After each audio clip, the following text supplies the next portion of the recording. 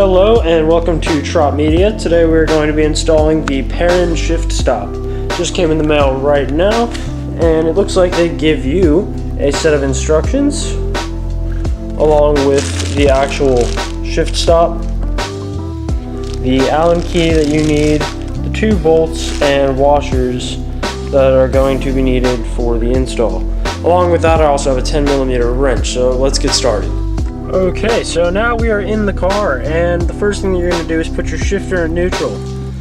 We're going to then take off the shift knob, which I still have the stock one on here, so if you just twist it off, it should slowly come right off.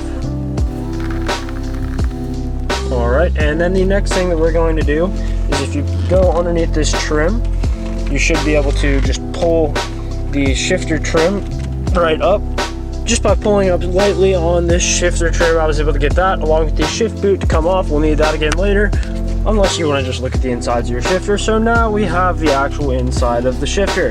Essentially what I'm going to be doing is unscrewing these 2 bolts here, which are 10mm, to get this shift stop to move. Then, after taking these out, the Perrin shift stop will go on this side to stop the 1st and 2nd gear movement, which is absolutely horrible, by the way.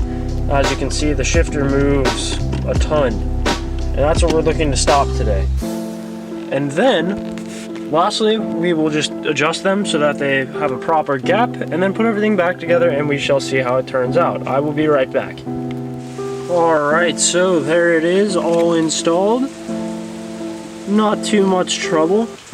You might have an issue getting the car to go into 5th gear while installing it, but if not, then you should be good. I had the shift stop for the 5th and 6th gear, which is already in there, pushed over too far.